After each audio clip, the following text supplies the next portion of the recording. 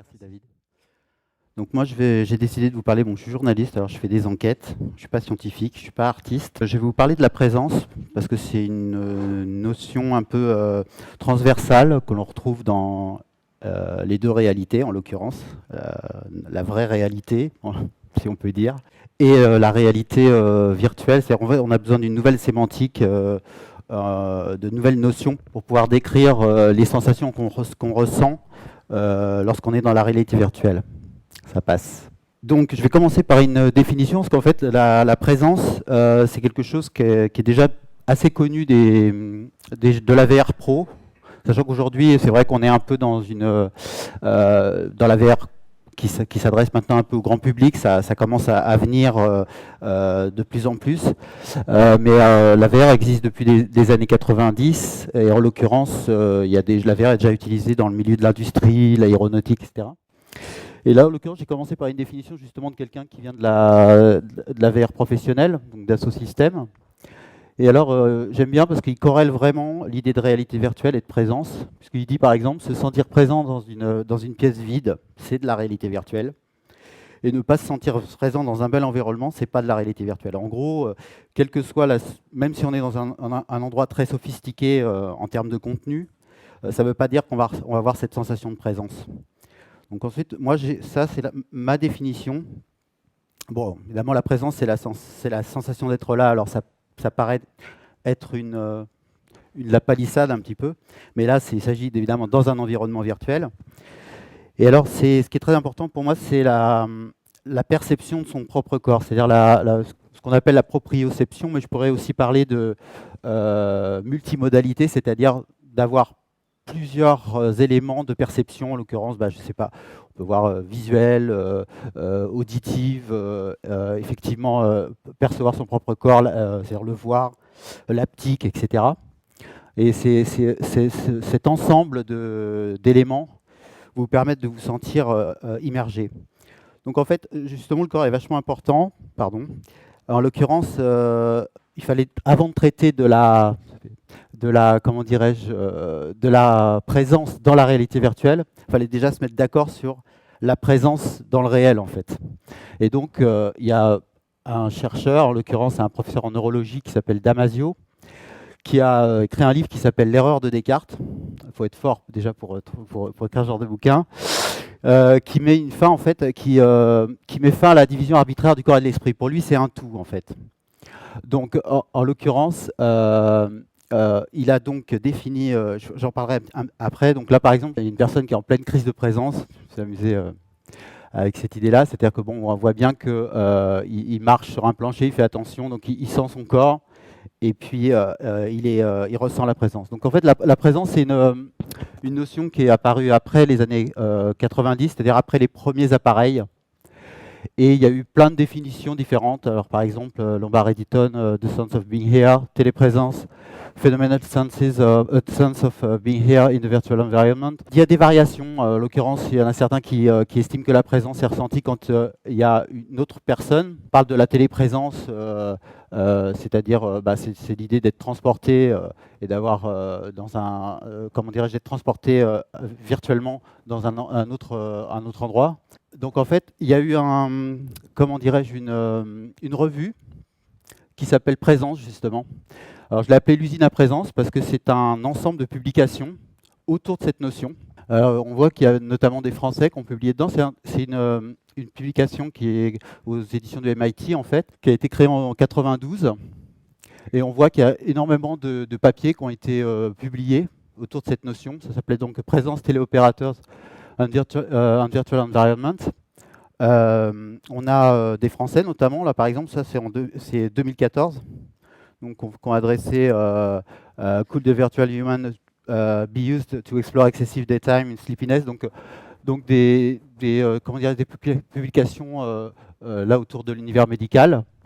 On retrouve évidemment la présence, et puis vous voyez là ce que je suis en train d'expérimenter en ce moment, c'est-à-dire Public Speaking Anxiety.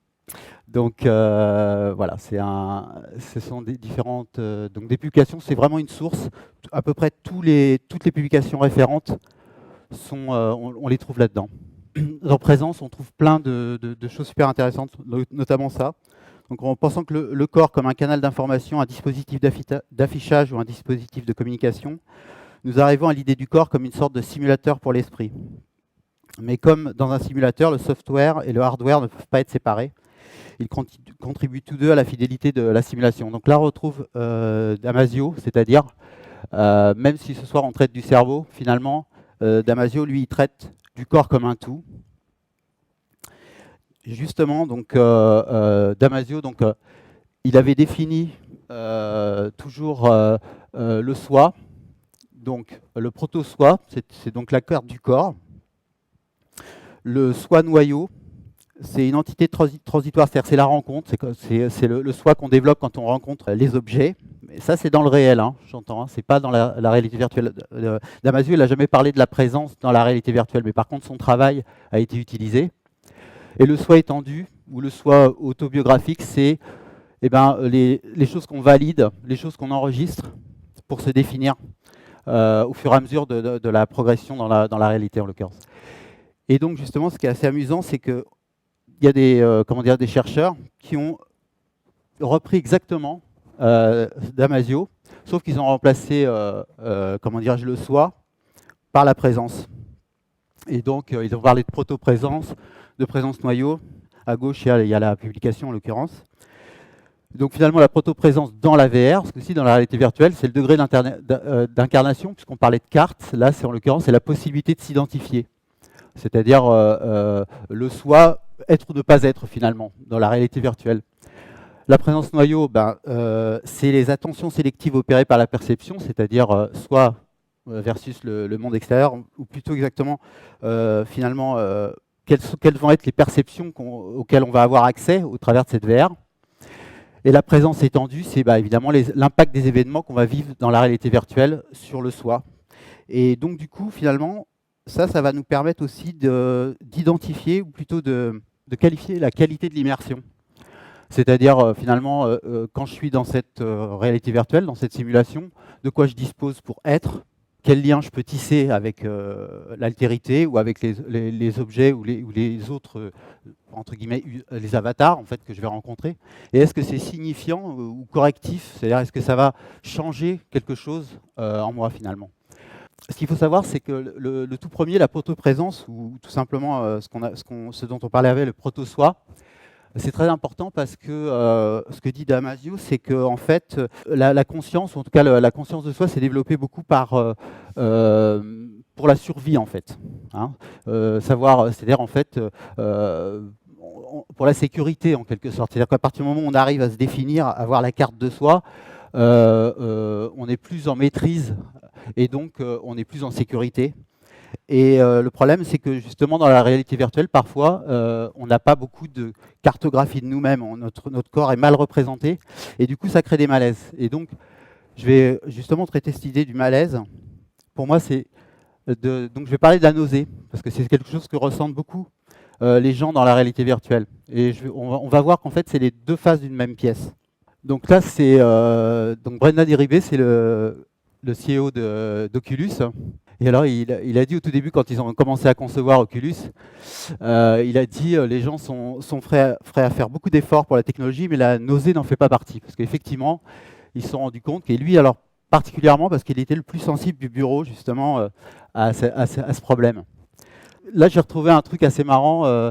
C'est une étude qui a été faite par l'armée américaine, en l'occurrence, sur les problèmes de nausée que ressentaient les militaires dans les simulateurs. C'est peut-être quelque chose qu'aurait dû lire Oculus, en fait, en l'occurrence. Alors, il y a des trucs carrément alarmistes, puisqu'ils disent carrément « Few people have perished as a consequence of motion sickness, but many in its grips have wished for death ». Bon, en gros, les gens veulent carrément mourir quand ils sont dans les simulateurs. C'est pour dire la force de ce mal des transports, en quelque sorte. Et là, on retrouve Bioka, finalement, qui est cité. Et Bioka, il est cité, et on voit présence. Donc, c'est ce dont je vous parlais tout à l'heure, cet ensemble de publications, cette revue. Et finalement, elle est reprise ici. Et alors lui, finalement, en 92, déjà, il disait « Est-ce que le mal des simulations va ralentir la diffusion des technologies VR ?» Et c'est exactement le problème auquel s'est retrouvé confronté Oculus 10 ans après, quoi. Quelles sont les causes de cette nausée, de ce mal des transports? Bon, là, j'ai mis des petites vidéos. Je ne sais pas si vous avez vu cette vidéo qui était sur le net. C'est une expérience qui a été faite, je crois que c'est des Suédois. Ils ont créé un décalage donc avec un Oculus, avec une caméra. Ils ont créé un décalage donc, entre la réalité et ce que vous voyez, donc le personnage. Mais en fait, c'est living with lag, c'est-à-dire vivre avec des ralentissements. Et on se rend compte que dans n'importe quelle activité, la personne est complètement perdue, paumée, peut rien faire. Là, on le voit faire la cuisine, il met tout à côté. Enfin, c'est assez drôle. Et donc, en fait, donc la nausée elle est provoquée par la latence, c'est-à-dire, en fait, c'est une décorrélation en fait, entre. C'est un ralentissement tel que, par exemple, quand on est avec un casque, qu'on regarde à droite, le temps que la machine traite l'information, le décor est en décalage, en fait. Et donc, voilà, c'est le temps de traitement des données. Donc, c'est un décalage entre nos actions et la réponse de l'environnement.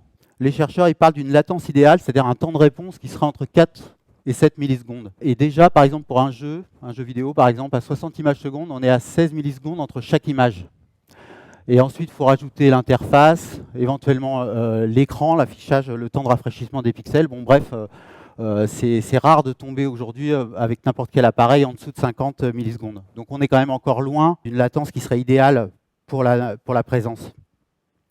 Donc Oculus, en l'occurrence, ils sont allés chercher la présence un peu partout, parce que ce n'est pas seulement dans les casques, c'est aussi dans le software. Donc ils ont fourni à un moment donné un petit appareil, un latency tester, c'est quelque chose que vous vissiez dans le casque, et puis qui vous permettait de tester votre application pour savoir à quel degré de latence vous étiez. Donc c'était quelque chose de très important chez eux. Alors malheureusement, la latence n'est pas la seule responsable, c'est-à-dire que même si on arrive à traiter ce problème, quand vraiment on descend en dessous de très peu de millisecondes, on a un autre souci. Bon, c'est une aparté parce que c'est un souci lié à la stéroscopie en l'occurrence. Donc en fait, c'est nous quand on regarde la réalité, nos yeux sont habitués à un couple en fait qui est l'accommodation convergence, c'est-à-dire qu'on fait le point à la même distance. Là, on voit en bas. Alors que, évidemment, quand on regarde un écran, on fait le point et en fait, nos yeux ils convergent et ils divergent en fonction si les objets apparaissent loin ou près. Et ça crée une espèce de malaise, en fait, de malaise lié à c'est de l'optométrie, quoi. Ça crée un problème. Donc, quoi qu'il arrive, de toute façon, il y aura des soucis. En même temps, ce que dit aussi Marty Banks, en l'occurrence, il parle de plasticité. Et il dit que le cerveau est tout à fait capable de traiter cela, en fait. Mais il y a un temps d'adaptation. Mais ça vaudra aussi pour les gens qui resteront très longtemps en immersion pour se réadapter, en fait, à leur environnement ensuite. Alors, évidemment, il y a des solutions, éventuellement. Donc, des gouttes pour les yeux ou... j'ai mis le petit logo Google, là. Works, c'est un programme de certification pour le Google Cardboard. Oui, voilà. Alors là, on va revenir sur la présence. En l'occurrence, on s'est rendu compte donc il y a des chercheurs qui ont trouvé un système. Ils se sont rendus compte qu'en mettant un nez virtuel, justement, ça faisait baisser de 13 ou 14% la nausée en fait. Donc c'est pas énorme, mais on s'est rendu compte, donc finalement on arrive à l'idée que plus de présence et moins de nausée. Donc on revient sur cette idée de face d'une même pièce. Donc finalement dans cette idée-là,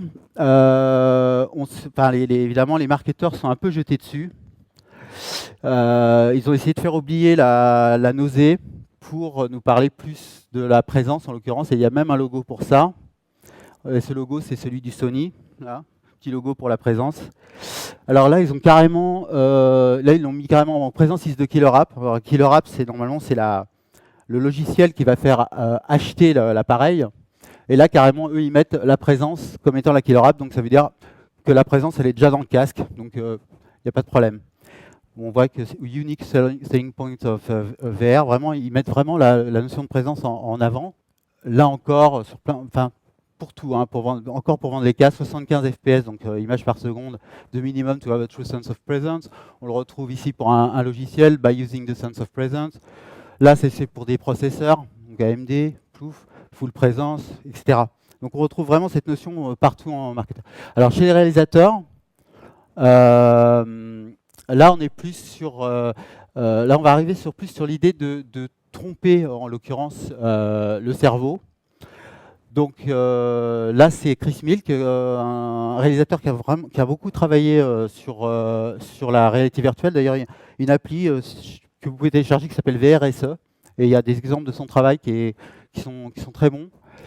Alors lui, il a amené cette idée assez sympathique où il dit, au lieu de suspendre votre incrédulité, pardon, en l'occurrence quand on lit un livre ou on regarde un film, on va se retrouver dans des situations où finalement notre cerveau vient nous dire c'est vrai, et ce sera à nous de nous rappeler que c'est faux en fait, ou en tout cas que c'est simulé.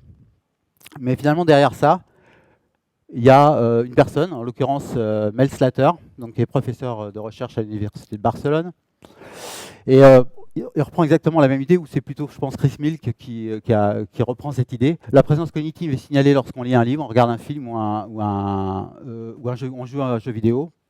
Et la présence perceptive, en l'occurrence, celle qu'il y a dans la VR, donc implique de tromper les sens de manière réaliste par la vision, la toucher, l'odorat, etc. Ça, c'est Philippe Rosdell, créateur de Second Life.